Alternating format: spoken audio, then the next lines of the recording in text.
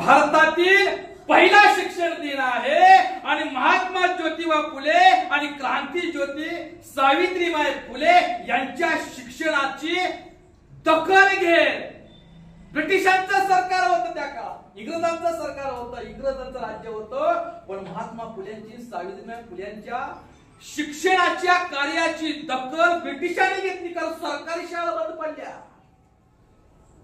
त्यावेळेच्या जे काय खाजगी शाळा असतील, सरकारी शाळा बंद पडल्या. महात्मा ज्योतिबा फुलेंच्या शाळेमध्ये एवढी गुणवत्ता होती, एवढं ज्ञान. महात्मा फुल्यांचं शिक्षण हे केवळ परीक्षार्थी नव्हतं, ज्ञानार्थी होतं. परीक्षार्थी नव्हतं, आज फक्त परीक्षार्थी झाले. ज्ञानार्थी संपलं, आज शिक्षण व्यवस्था परीक्षार्थी झालेला आहे. परीक्षात पास हो एवढंच शिक्षणाचा उद्दिष्ट राहिला. शिक्षण हे पोट भरण्याचं साधन नसून बुद्धीचा विकास करण्याचं साधन आहे. हा मूल्य आपण विसरून गेलेला आहे. ब्रिटिशांनी दखल घेतली आणि ब्रिटिशांनी दखल घेतल्यानंतर त्यांनी एक कायदा आदेश काढला का जातीवरून कुठल्याही सरकारी शाळा, महाविद्यालय, विद्यालय, कॉलेज, अंगणवाडी म्हणजे कोण सरकारी शिक्षण संस्था आणि खाजगी शिक्षण संस्थेमध्ये जातीच्या आधारावर प्रवेश नाकारता येणार नाही, अशा प्रकारचा कायदा ब्रिटिशांना स्वतः करावा लागला. लक्षात घ्या, हे महात्मा ज्योतिबा फुल्यांच्या शिक्षणाला कायदेशीर अधिष्ठान मिळण्याची ताकद एवढ्या शिक्षणामध्ये केलं. हे महात्मा ज्योतिबा फुल्यांचं शैक्षणिक कार्य. कायदा केला, जातीच्या आधारावर प्रवेश नाकारता येणार नाही असा ब्रिटिशांना कायदा करावा लागला. अशा प्रकारचा कायदा त्या काळामध्ये करावा. आणि दुसरा एक आणखी एक महात्मा आपण काय म्हणतो, आणि फुल्यांच्या रक्षणासाठी कोण लहुजी वस्ताद साळवे, स्वागत आहे, आनंद, अभिमान आहे. पण लहुजी वस्ताद साळवे यांच्या बरोबरच राणबा महार सुद्धा होते आणि राणबा महार यांच्या बरोबरच धुराजी अप्पा चांभार हा सुद्धा होता, हे सुद्धा होते. मांग महार चांभार, लहुजी वस्ताद मांग, राणबा महार आणि धुराजी चांभार या महार मांग चांभाराने महात्मा फुल्यांचं आणि सावित्रीबाई फुल्यांचं रक्षण केलं. म्हणून पुण्यामध्ये सामाजिक क्रांतीच्या परिवर्तनाची मशाल पेटली गेली. हा विश्वास आहे लक्षात. आणि मग महात्मा ज्योतिबा फुले शैक्षणिक कार्य करत असताना, शिक्षणातून शैक्षणिक आणि सामाजिक क्रांती करत असताना, महात्मा फुलेंच्या बरोबर काम करत असताना सावित्रीबाई फुल्यांनी सिद्धांत मांडला. महात्मा ज्योतिबा फुले आणि क्रांती ज्योती सावित्रीबाई फुले हे शिक्षण तज्ञ होते. मानवशास्त्रीय सिद्धांत मांडला.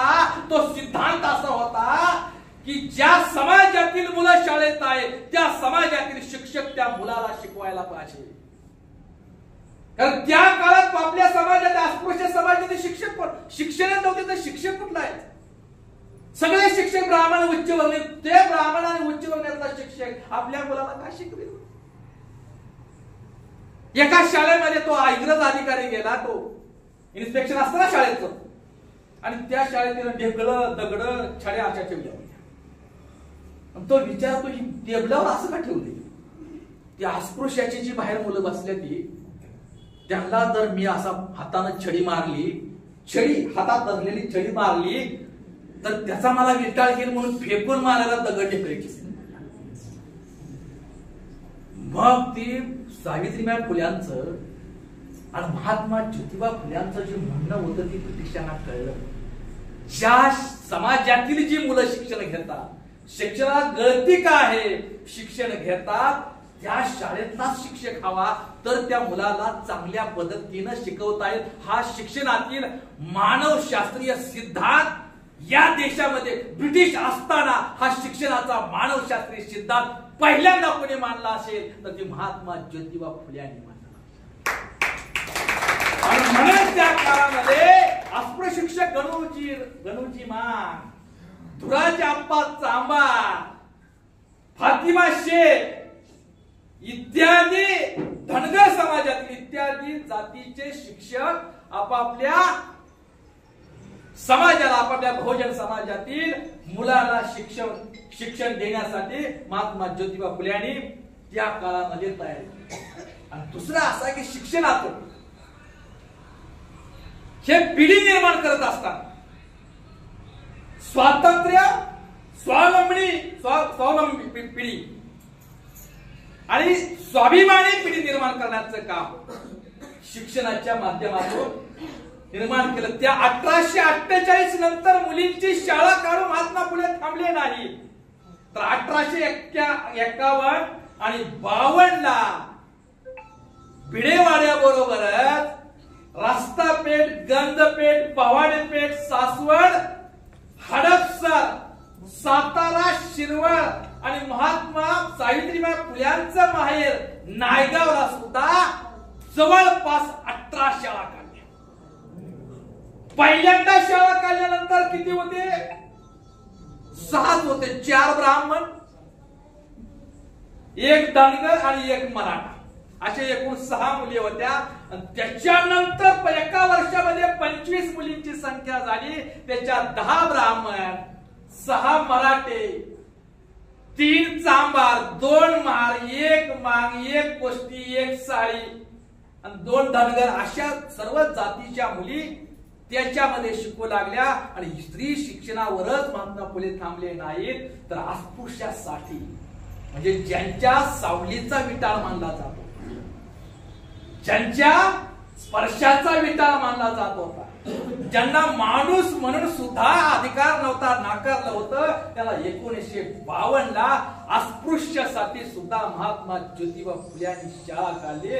आणि शिक्षण हे महिला, समग्र महिला आणि स्पृश्य, अस्पृश्याच्या, अक्षुद्र, अतिशूद्राच्या सर्व समाजापर्यंत महात्मा ज्योतिबा फुले यांनी शिक्षणाची गंगा पोचवण्याचं काम केलं. आणि त्यातून मग समाजाला, शूद्र अतिशूद्रांची चळवळ, बहुजन समाजाची चळवळ, बहुजन समाजाची चळवळ हे ज्योतिबा फुले यांनी त्या काळामध्ये सुरू केलं. दुसरं असं, या पुण्यामध्ये जे माहित आहे तुम्हाला, पुण्यामध्ये पुणे महानगरपालिकेचे शासन नियुक्त आयुक्त आणि कमिशनर म्हणून महात्मा ज्योतिबा फुले यांनी काम केलं. पुण्याचे आयुक्त होते महात्मा ज्योतिबा फुले. शासन नियुक्त आयुक्त म्हणून महात्मा ज्योतिबा फुले यांनी काम केले. आणि त्या आयुक्त, आपल्या आयुक्त पदाच्या काळामध्ये शिक्षणाबरोबरच पायाभूत सुविधा, रस्ता आणि त्याच्याबरोबरच सर्व जाती धर्माच्या मुलांसाठी वसतिगृह इत्यादी पायाभूत सुविधा सुद्धा निर्माण करण्याचं काम महात्मा ज्योतिबा फुले यांनी त्या काळामध्ये केले. आणि दुसरं एक असं, आज काय म्हणतो आपण, जात जनगणना व्हावी, आरक्षणाची मागणी होती. जातीच्या आधारावर आणि SC ST OBC जातीचा वर्ग करून आरक्षण दिलं. 1869 ला महात्मा फुले यांनी जातीचा वर्ग करून आरक्षणाची मागणी केलेली आहे.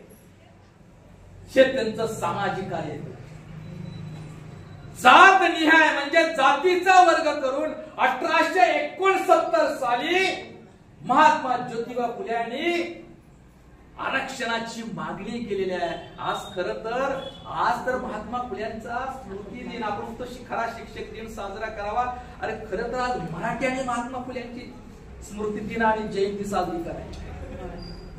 फुले हे माळे, फुले माळेचे नव्हते, शूद्र अस्पृश्य. खरं जाती अंताचा जर चळवळीचा जर उत्तम आदर्श, उत्तम उदाहरण द्यायचं असेल तर महात्मा फुल्यांच्या चळवळीचं दिलं पाहिजे. महात्मा फुले कोण येतात? माळी समाजातून.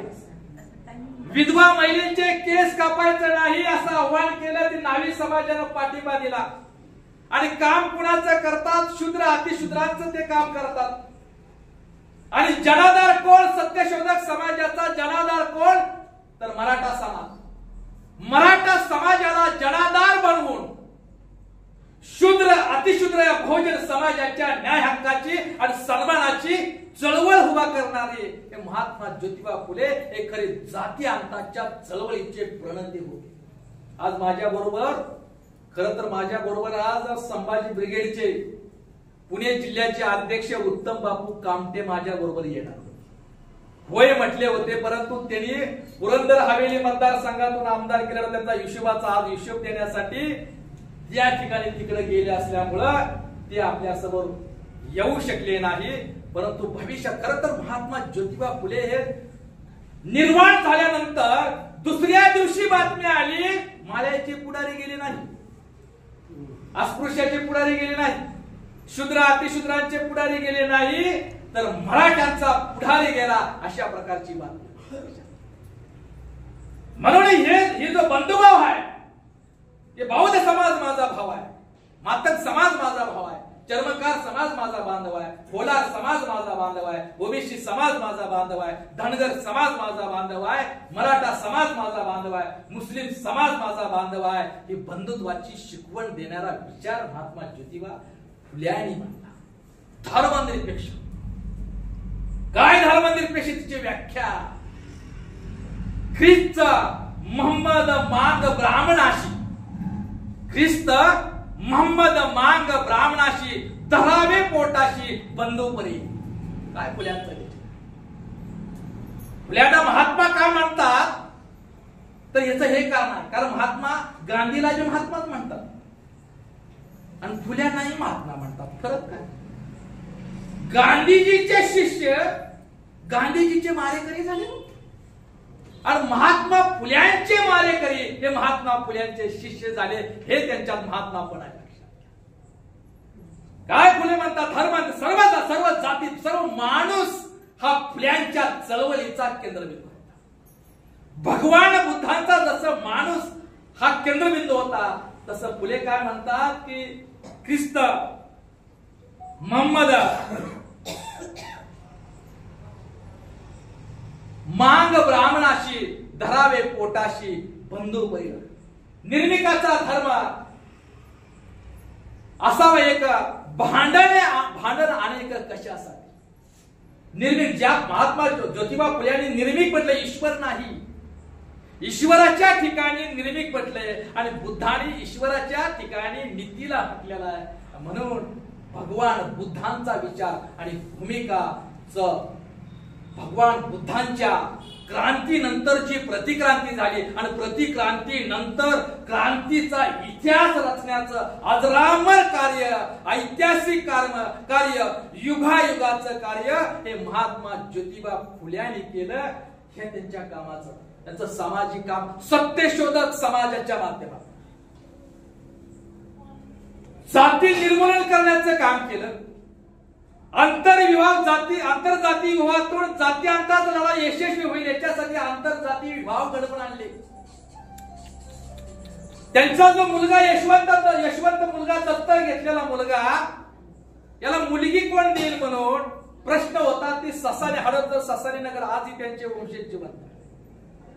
ससाणे नगर मधील त्यांची मुलगी एक राधा त्यांच्या बरोबर तो विवाह घडवून आणला. सत्यशोधक पद्धतीनं ब्राह्मण विधीला नको म्हणून सत्यशोधक विवाह पद्धत आणली. जाती निर्मूलनाचा लढा निर्माण केला. सर्व जातींना एकत्र आणण्याकरता, सर्वांमध्ये मानवता रुजवण्याकरता महात्मा ज्योतिबा फुल्यांनी अनेक प्रकारचं काम केलं. आणि तशा प्रकारचा विचार देत असताना डॉक्टर बाबासाहेब आंबेडकरांना महात्मा ज्योतिबा फुल्यांना, म्हणजे आम्ही सत्यशोधकी माणसं, आम्ही फुल्यांची अनुयायी, पण आता सत्यशोधक म्हणणं म्हणजे कम्युनिस्ट वादाला पुरस्कृत आहे. डॉक्टर 14 ऑक्टोबर 1956च्या धम्मक्रांतीतून डॉक्टर बाबासाहेब आंबेडकरांनी महात्मा ज्योतिबा फुल्यांच्या सत्यशोधक समाजाचं प्रबुद्ध समाजामध्ये रूपांतरित केलेलं आहे. तो प्रबुद्ध समाजाच्या वाटचालीकडे, प्रबुद्ध भारताकडे वाटचाल करणं हे महात्मा फुल्यांचं काम आहे. महात्मा फुल्यांच्या विचाराचं अनुयायाचं काम आहे. आणि तशाच प्रकारचं आपण असं म्हणू की मी माझ्या मुलीला सन्मान देत असे, मी माझ्या आईला सन्मानाची वागणूक देत असे, मी माझ्या पत्नीला सन्मानाची वागणूक देत असेल, मी माझ्या बहिणीला सन्मानाची वागणूक देत असेल, तरच आपण महात्मा ज्योतिबा फुल्यांचे आणि क्रांती ज्योती सावित्रीबाई फुल्यांचे खरे अनुयायी असतो. तर परवा एका त्या प्राध्यापक भाषण द्यायला निघाले होते. व्याख्यानाचा विषय काय होता? स्त्री मुक्तीचा लढा. भाषणाचा काय विषय होता? स्त्री मुक्तीचा लढा. त्याच्यावर प्राध्यापक महाशय भाषण द्यायला ही माझ्यासाठी व्याख्यानाला गेला आणि व्याख्यानाचा विषय काय? स्त्री मुक्ती. आणि घरून येताना पत्नीला म्हणलं मी आता भाषण द्यायला निघालोय, असं माझं व्याख्यान सत्कार आहे, लोक भरपूर येणार आहेत त्याशी. आणि व्याख्यान संपल्यानंतर मी घरी आल्यानंतर माझ्या जेवणाचं ताट तयार असलं पाहिजे, नाहीतर तुला काठीनं मारेल. आणि व्याख्यानाला विषय आहे काय प्राध्यापक? व्याख्यानाचा विषय आहे प्राध्यापक स्त्री मुक्तीचा लढा. प्राध्यापक महाशय घरून चालले तर बायकोला काय म्हणतात की हे आज जर तुम्हाला हे केलं त्याच्यात माझी मुलगी बायको आईत असावी असं म्हणून नाही चालत. पहिल्यांदा माझी बायको त्या चळवळीमध्ये असावी लक्षात. पहिल्यांदा माझी आई त्या चळवळीमध्ये असावी. पहिल्यांदा त्यांची माझी चळवळ त्या मुलगी त्या असावी. स्वतःच्या घरापासून सुरुवात करावी. महात्मा ज्योतिबा फुल्यांनी स्वतःच्या घरापासून केलं हो. त्या काळामध्ये 8-9 वर्षाच्या परकर नेसणाऱ्या मुलीला आपल्या बापासमोर घराच्या वसरीवर येता येत नव्हतं पुण्यात. 175 वर्षापूर्वी काय परिस्थिती होती पुण्यामध्ये? आपल्या 8-9 वर्षाची परकर मुलगी वडिलांसमोर स्वतःच्या वसरीवर येण्याची सुद्धा बंदी होती. त्या काळात महात्मा फुले पत्नीला जवळ घेऊन शिकवतात रात्रीच्या कंदिलाच्या दिव्याच्या प्रकाशावर. सोपं आता बरं वाटतंय तुम्हाला ऐकाय. पडदा पद्धत होती. लोक पूर्वी म्हणायची 4-5 मुलं झाली पण आम्ही एकमेकाची तोंड बघितली. काय अवघड मला तो प्रश्न मला कधी कधी पडदा पद्धत होय व बाप्पा नवऱ्याने विचारलं का चाललंय का होय येताना असं पडदा असं तोंड बघून आता मुलगी बघायला मुलगा पहिली नव्हता शिकत. आणि शाळेमध्ये तुम्ही कधी महात्मा फुल्यांच्या वाड्यावर किंवा आता ते कुमार आयने केलेला आहे प्रतिवाडा. फुले शिकवतात दिव्याच्या प्रकाशासाठी आपल्या पत्नीला मुलीला. आणि लोक खिडकीतून बघतात काय आहे. जगाचा इतिहास भारताचा इतिहास घडवण्याचं काम त्या दिव्याच्या प्रकाशासाठी नवरा बायकोचं सुराय जगाचा इतिहास परिवर्तनाचा इतिहास घडवण्यासाठी स्वतःच्या पत्नीला शिकून परिवर्तनाच्या क्रांतीची सुरुवात महात्मा ज्योतिबा फुल्यांनी पहिल्यांदा घरापासून केली. आम्ही काय वर्तन खाऊन मला मी काय म्हणून सांगतो एक लक्षात घ्या बाबा. मी आता 30 वर्षाचं आयुष्य काढलेलं आहे. अजून मला एक आहे की कितीही अडचण आली प्रतिकूल परिस्थिती आली तर त्याग आणि इमानाने माझ्यातला स्वाभिमान मात्र जिवंत असावा एवढंच मी मनासारखं मागतोय. मी माझ्यातल्या माणसाला सतत मागतो. आज चळवळीला विचार आज मला सांगा सगळ्यात वक्ता हा क्रांती नाही करत. लेखक आणि विचारवंत सुद्धा क्रांती नाही करत. नेता सुद्धा क्रांती नाही करत. सगळ्यात जास्त वक्ते कुठे आहेत? आपल्या समाजात आहे. सगळ्यात जास्त वक्ते बौद्ध समाज आंबेडकर चळवळीत आहे. सगळ्यात जास्त साहित्यिक आणि विचारवंत सुद्धा तरी आंबेडकर चळवळीत आहे. सगळ्यात जास्त नेता घराघरी चर्चा ते आंबेडकर समाजात. अरे मग सगळ्यात जास्त आपल्यात आहे मग तटलंय कुठं? सगळ्यात जास्त आपल्यात म्हणजे वक्त्याने नेत्याने विचारवंतांनी साहित्यिकांनी स्वतः मधला कार्यकर्ता मारून टाकलेला आहे. कार्यकर्ता ही समाजाची सगळ्यात मोठी संपत्ती आहे. त्याग आणि इमान राखणारा कार्यकर्ता या कार्यकर्त्यांचीच आता चळवळीला गरज आहे. तर महात्मा ज्योतिबा फुल्यांचा महामानव डॉक्टर बाबासाहेब आंबेडकरांचा विचाराचा गाडा परिवर्तनाची चळवळ हे पुढे जाऊ शकेल अन्यथा नाही. महात्मा जयंतीच्या पुण्यतिथीच्या निमित्तानं या दमसी सुवर्ण महोत्सव बुद्ध विहारामध्ये सर्व बौद्ध बांधवांच्या प्रथम मी स्वागत करतो. जगाला शांतीचा महामंत्र देणारे तथागत भगवान गौतम बुद्ध, भारतीय घटनेचे शिल्पकार डॉक्टर बाबासाहेब आंबेडकर, बहुजनांचे स्त्री चळवळीचे शिक्षणाचे उद्धारक महात्मा ज्योतिबा फुले, सावित्रीबाई फुले, रयतेचे राज्य निर्माण करणारे छत्रपती शिवाजी महाराज, माता रमाई, माता जिजाऊ या सर्व महामानवांच्या विचाराला त्यांच्या कार्याने त्रिवार अभिवादन करून आज अध्यक्षीय भाषण या ठिकाणी सुरू करतो. खरं तर प्रबुद्ध साठे माझ्या बंधूंनी इतकं जाज्वल्य आणि अंजन घालणारं भाषण या ठिकाणी व्यक्त केलं, त्याच्यासमोर आमचे विचारशक्ती देखील तुकडे आहेत. ते रुजवण्याचं टिकवण्याचं काम आपल्या या ठिकाणी करायचं आमच्या बंधूंनी सांगितलं. खरं खरं एक जिवंत उदाहरण त्यांनी आपलं मांडलं. ते पचायला ऐकायला अवघड होत असेल, पण ते रास्त परिस्थिती कुठे ते सुरुवात केली तर ते कुठेतरी त्या शेवट होणार आहे. आपण सुरुवात काय एक पाऊल जरी टाकलं तर ते आपल्याला चळवळीचं काम, एक जबाबदारीचं काम. आता साठे साहेब इतका त्याग आहे, ती प्रोफेसरची नोकरी सोडून 30 वर्ष कुठल्या प्रपंचाची जबाबदारी कोण घरी आहे याचे सोडून समाजकारतेमध्ये वाहून घेतात. त्याचे परिचय दळीसारखून ऐकला, त्यांच्या वाणीतून ऐकलं. साठे त्यांच्या कार्याबद्दल मला एक गोष्ट आठवली, ती मी नेहमी एक गोष्ट सांगतो, निश्चितपणे खास मी साठे साहेबांकरता सांगतो. बंधूंनो, एक जगप्रसिद्ध एक कलावंत असतो आणि त्यांनी अनेक चित्रकारांपासून त्यांनी ठरवलं असतं की अनेक प्रकारचे चित्र मी माझ्या आयुष्यामध्ये काढलेले. जगात मला असे चित्र काढायचे, जगात सुंदर का असेल ते चित्र काढायचे. तसं प्रबुद्ध साठे साहेबांनी ठरवलं की माझ्या आयुष्याचा ध्यास काय, तर प्रबुद्ध भारत करण, प्रबुद्ध समाज निर्माण करण.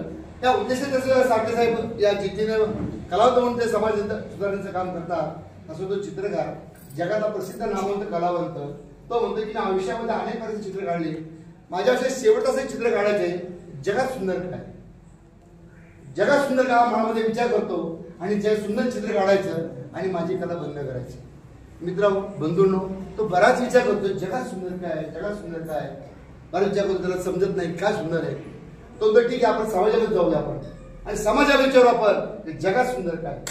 असं साठे प्रबुद्ध साठे सारखे प्राध्यापक समाज प्रबुद्ध काय, प्रबुद्ध समाज करण्याचे ध्येय घेऊन पुरतोय, तसं तो कलावंत जगात सुंदर काय हा विचार घेऊन समाजामध्ये येतो आणि विचारतो. समाज रस्त्याने विचार जगात सुंदर काय, जगात सुंदर काय डोक्यामध्ये विचार करतो. सुरुवातीला नुकतंच एक लग्न जोडपं त्या कलावंताला भेटतं. त्या कलावंत त्या जोडप्याकडे जातो. नमस्कार, मी एक जगप्रसिद्ध कलावंत आहे, माझ्या आयुष्याची एक शेवटची इच्छा आहे, जगात सुंदर काय ते मला सांगा. ते चित्र काढायची, माझी कला बंद करायची, माझं ध्येय माझं पूर्ण करायचंय. दोघं नवरा एककडे बोलतात जगात सुंदर काय, असं काय सांगावं. पण हा कलावंत आहे, तिची काहीतरी समाजाला देण्याची धडपड आहे, काहीतरी सांगितलं पाहिजे. दोघं नवरा मनामध्ये तो विचार येतो.